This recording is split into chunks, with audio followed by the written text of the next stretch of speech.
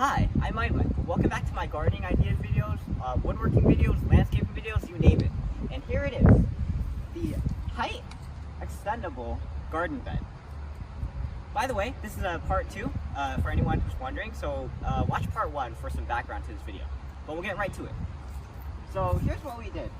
We want to make a garden bed that would make gardening easier and for my mom and less tedious. So, you don't have to get on your knees for it. And as you can see, we've made it from scrap wood.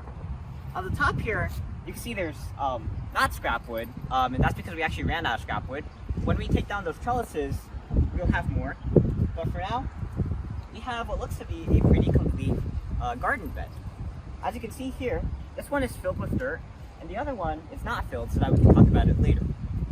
So in the last video, I showed you how to build the actual box, and that was pretty simple. You just nail a few squares of wood together, or a few blocks of wood together. But as you can see here, you have this huge plank, this 2x6 here, that's actually attached or fixed using an inside piece of wood that's screwed in. So if you want to add planks instead of using cut squares of wood, what you can do is have an inner bar like this. But after that, you might notice that on the outside here, there are some holes, some cracks, some crevices that when you're watering the plants, the water can get through, and you're probably going to have to end up watering the plant more because the water's going to end up... Anyway, it's a pretty self-explanatory.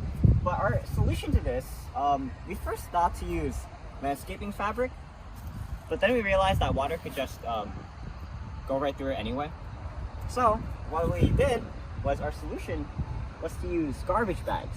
And the way that we fixed them was, which is because water can't get through plastic, pretty self-explanatory. What we did was we fixed them using this pretty nifty tool, which I'm going to be doing a video later on, this D-wall squeeze tacker. And what we did was we just put the plastic bag up against the side of the box, and then stapled it in. And as you can see, I don't think any water is going to get through that anytime soon. And it should last us a pretty long while. As you might be able to tell, because we are building this for my mom, a lot of thought went into the construction of this project. So first of all, like I mentioned earlier, we have the plastic bag lining the inside. And another thing is that the dimensions of this box is 18 inches wide, but internally it's 15 inches wide so that we can fit a hoe, not a hoe. We can basically rake the dirt here. But anyway, till the soil, that's it. Okay, I got it. But anyway, I hope I didn't say the word height expandable earlier, because I hope I said the word height extendable, because what we're doing today is I'm going to show you that this box isn't just height extendable. You can't just extend the height, you can actually expand its uses. And one use that we have here is to put a trellis on it. These are trellises that we've had for so long. You can see them in the back there. And you could probably take like 4 to 6 of these and line them up here, and then my mom can use them to grow tomatoes in these garden boxes. Previously, she used them to grow zucchinis and squash, I think. But now, she can do whatever she wants with them. And I guess now we don't have any use for those trellises over there anymore. And just to clarify, my mom didn't grow zucchinis and squash in the trellises. She grew them in the planters that used to be in the spot of the garden boxes. These ones over there. And to extend the multi-purposeness of this garden box, we have fences lining the entire backyard. And I don't know how, I really don't know how, but somehow deer keep getting into our backyard. They keep eating our plants. They keep eating the Asian pear trees. But what we can do is we can take a cage like this, make it for this garden bed, and then just put it on. We don't even have to make a dedicated cage. We could just take, I can't pull this out, but we could just make a sort of box of this net here, and then put it around the garden bed. So I guess that could work out. Or we could just use the original idea we have here and make it for those dimensions. Maybe nail it to the side of the garden box. But, the world's our oyster. We can do whatever you want with it. And there are so many ideas. You could make a trellis system. Just take a ton of trellises, put them on here, nail them in, and then bada bing, bada boom, you got a really nice garden box with a trellis system. Or you could take, like I suggested earlier, take the net and just put it around the garden box, and easy protection for your plants. You might have to nail it in, might have to put something over the top, but it's a good idea. On the side here, you might be able to take a plank of wood, nail it in, and then either run nuts around it or do whatever you want. As I said before, it's pretty much up to us.